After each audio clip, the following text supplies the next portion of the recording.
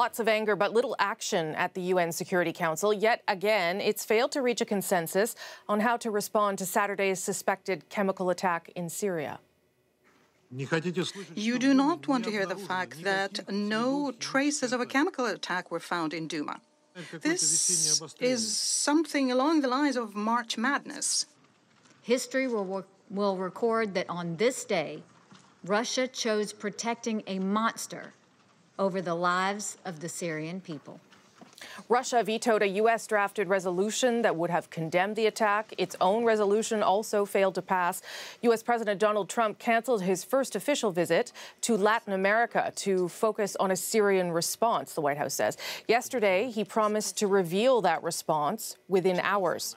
Lindsay Duncombe is following these developments for us in Washington tonight. Lindsay, what kinds of options does the international community, does Washington have on the table here for responding to Syria?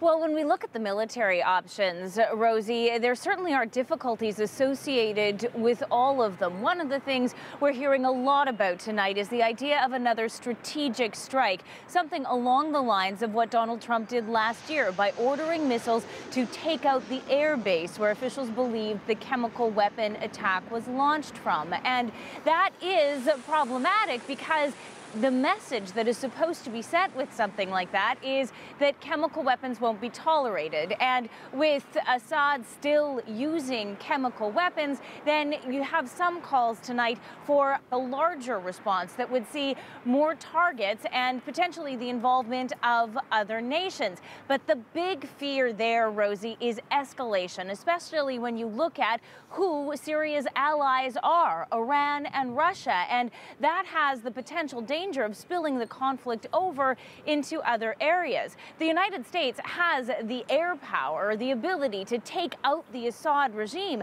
but something like that has the potential to be catastrophic because it would create a power vacuum and create a larger humanitarian crisis than the one that already exists. So there's another option that few people are talking about, and that is nothing military, do nothing at all. Instead, push more sanctions on Syria, on Iran, and on Russia.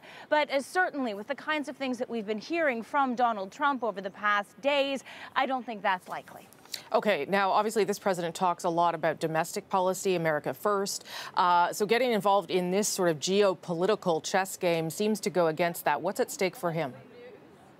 Well, I think part of it is nobody wants to see those pictures. It's heart-wrenching for Donald Trump, for the other leaders to see what is happening in Syria, especially when you consider that this is a war that has been going on for more than 7 years. So there's a genuine desire to do something. And at the same time, for all the America First talk, there is a sense in this country that it is the responsibility of the United States to do something. I spoke to John Glasser of the Cato Institute. Here's how he put it. There are both domestic and international audiences here. And in a big way, the pressure to act is about showing the world and the United States that we are still the global policeman. And certainly, he mentioned a domestic audience. You can't look at this situation without looking at the domestic political situation here. Remember, Rosie, when Donald Trump ordered those strikes last year, they were quite popular. He received a lot of praise for that. And when you consider the chaos that this White House is in right now, he could be looking for some good press. Lindsay, thanks for that. Appreciate it. The war in Syria has escalated into an immensely complex international conflict involving some of America's enemies and closest partners on different sides. Here's the brief.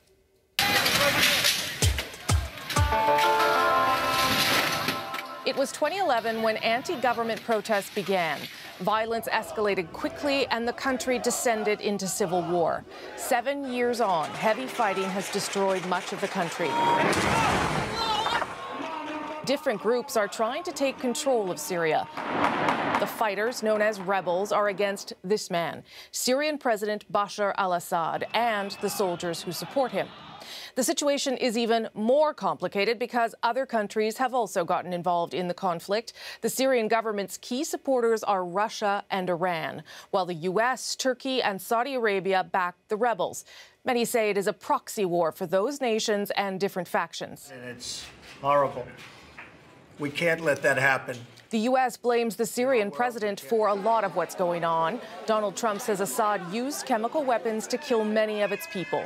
Syria has said that the chemical attack is a fabrication, as has its main ally, Russia. Civilians remain trapped in the crossfire. More than 250,000 Syrians have died in the conflict. Millions more have been forced to flee the country altogether.